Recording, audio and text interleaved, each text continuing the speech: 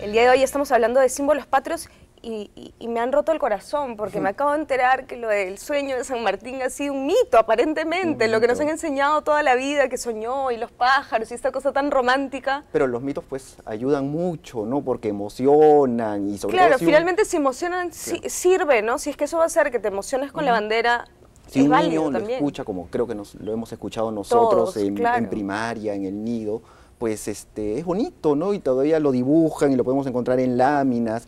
Pero la historia pues tiene otro cariz, ¿no? En ese sentido. ¿Por qué el rojo y por qué el blanco? Hay varias teorías, tampoco se sabe.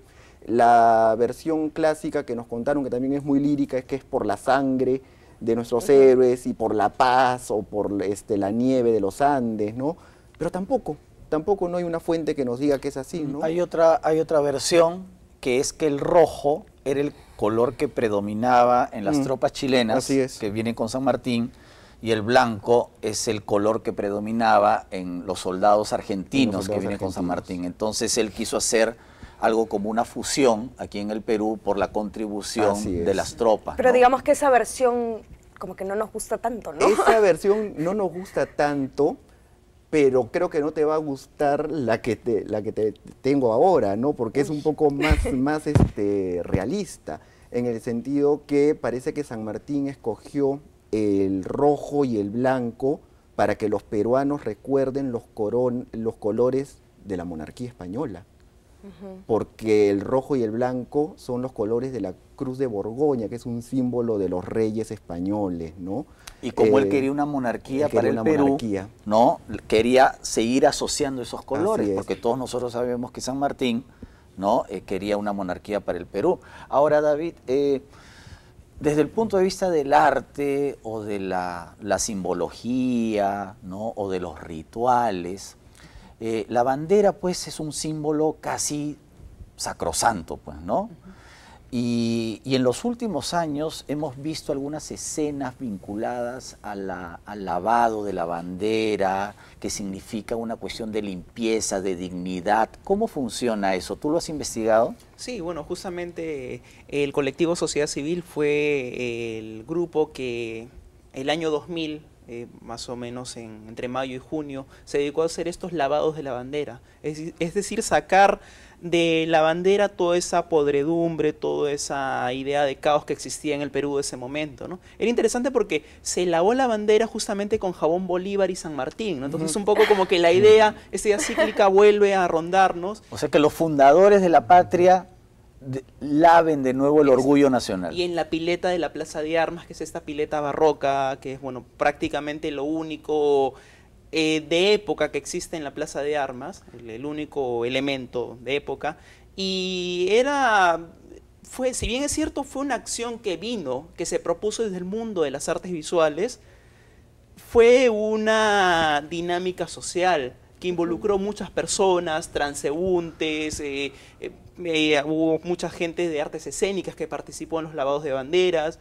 Entonces esto fue este elemento donde la gente en la Plaza de Armas, a pocos metros del Palacio de Gobierno, podía expresar esa idea de renovar el país a través de justamente el elemento, a través del símbolo patrio que nos reúne en esta mesa. Acláranos una cuestión, eso de lavar la bandera, ¿de dónde vino? ¿De dónde se inspiraron? ¿En otros países también ocurrieron esos actos? ¿O se lo inventaron ellos? Ya hubo experiencias incluso de algunos miembros del propio colectivo Sociedad Civil con trabajo con la bandera.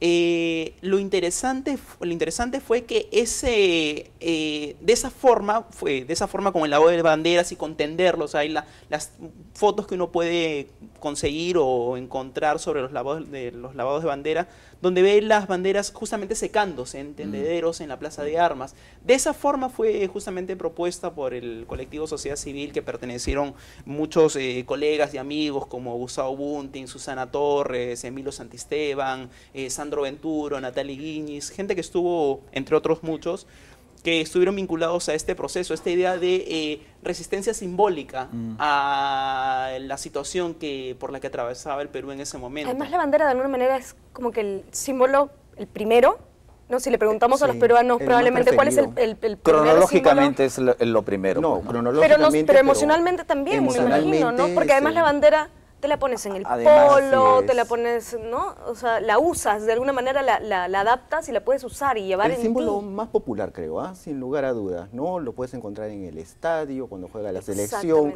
lo puedes encontrar cuando la gente está realmente eufórica y feliz saliendo a la calle con la bandera. Yo quería comentar un temita que se me acaba de venir a la mente, porque ayer regresaba en mi carro y escuchaba todo un debate en la radio de la gente que decía, tiene que ser obligatorio poner la bandera, tiene que ser opcional poner la bandera, y mucha gente decía, no, es una obligación, porque todos los peruanos, yo personalmente siento que si no nace de un verdadero, ¿no? Una cosa, un sentimiento verdadero, eso debe ser algo espontáneo en el buen sentido del término, ¿no?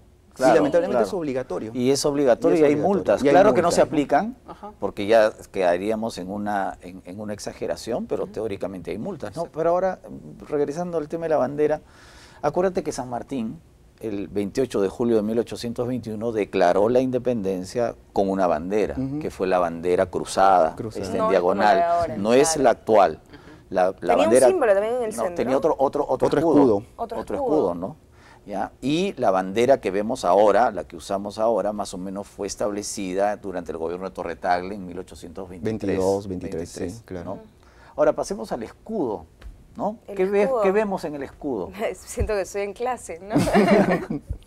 Estos símbolos clásicos que uno se paporretea en el colegio, pero que en realidad, ¿qué significan, no? El árbol de la quina, no de la quinoa, me dice y todos caen, ¿ah? Todos caen en la quina, la vicuña. La vicuña. La cornucopia. Que algunos piensan que es una llama también, ¿no? O sea, se prestan algunas confusiones, ¿no? Pero es una vicuña. Claro. ¿Por qué, Eduardo, el árbol de la quina? ¿Por qué el Perú? ¿Qué es el árbol de la quina? Para empezar. ¿Qué da el árbol de la quina? No, ¿Qué fruto da? Lo que mencionan es impresionante, porque el primer ejercicio que yo pongo en mis clases universitarias, cuando paso lista, es, le pregunto, ¿qué hay en el escudo nacional? Y las respuestas son impresionantes. No conocemos nuestro símbolo, ¿no? Nuestro escudo. Entonces todos dicen el árbol de la quinoa, ¿no? Y gran error, ¿no? Ese es el árbol de la quina. ¿Qué es la quina? La quina es un árbol cuya corteza sirve para curar las fiebres maláricas y es muy efectivo y se conocía en el Perú desde el siglo XVII. Fue la gran revolución, por así decirlo, científica, ese descubrimiento acá en el país, ¿no? Y coincidentemente aparece en el escudo, no solamente para representar al reino vegetal, ¿no? Sino que ese árbol había servido para curar a los soldados durante las guerras de independencia. Claro, con razón. Entonces, parece que nivel de importancia. Parece que digamos, si hay que modernizar el escudo, probablemente ahora utilizaríamos yo creo que pondrían árbol. Comida, el de la quinoa, ¿no? o una papa, no sé, ¿no? Una planta, digamos que... Claro, ¿por qué? Porque uno ya no se siente identificado tanto con el escudo, ¿no? Sí, pero claro, ahora que me lo explicas, entiendo que en ese momento fue una revolución, ese árbol era la salvación. Además, como bien decía Eduardo, durante las guerras de independencia, sobre todo los soldados del ejército de San Martín sufrieron una serie de fiebres aquí en la costa central. Entonces el único remedio era la quina, o sea, la corteza tiene una sustancia que llamamos quinina, que es muy efectiva contra las fiebres en tiempos de epidemia. Prácticamente es el único recurso con el que se cuenta, ¿no? Entonces, así nos explicamos la existencia del árbol de la quina. Ahora, David, abajo tenemos el oro. ¿Qué cosa significa esto? Bueno, yo quiero acotar el hecho de que, y coincidiendo con lo que decía Melania, ¿no? Esa idea bastante decimonónica de los escudos, ¿no? O sea, obviamente se asocian a momentos, a episodios del siglo XVIII, siglo XIX, ¿no? Pero pensar en esta idea de abundancia que existe en la parte baja del escudo, me hace pensar también en muchos artistas como Patricia Bueno, Llosa, que justamente al hablar de la situación en la que se encontraba el Perú en los 90s o actualmente, suprimen el elemento, esta es la cornucopia, y dejan básicamente un escudo patrio vacío de este elemento. Deshuesado, afeitado, como diría Gustavo Buntings.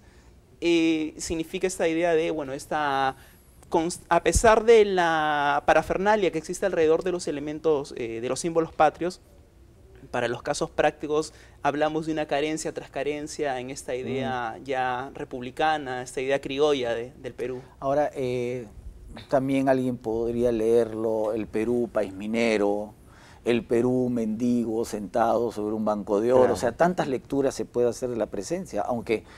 Claro, a nosotros en el colegio nos enseñaron que era el reino animal, el reino vegetal y el reino mineral. En el decreto de creación del escudo se menciona eso, las riquezas del Perú. Claro, porque los escudos anteriores evocaban el sol. Exacto. Porque San Martín dijo, he venido al país del sol, por evocar a los incas. Y luego también estaban los Andes. Los Andes, o sea, la geografía, ¿no? El sol, los Andes y el mar. Y el mar. El mar tranquilo. ¿No? El mar tranquilo. Pero hay un hilo conductor, pues, ¿no? Geografía, recursos naturales. Además, esta idea que siempre se tuvo del Perú durante mucho tiempo, que el Perú era la tierra de la riqueza, del oro, de la plata, de la abundancia. En Europa existía el lema, esto vale un Perú. ¿Y por qué? Porque el Perú era asociado, pues, a muchas riquezas, a la tierra de oportunidades. Una época pues muy lejana, ¿no? Claro. Bueno, tenemos que irnos a un corte y cuando regresemos vamos a hablar de otro símbolo patrio importantísimo, el himno nacional.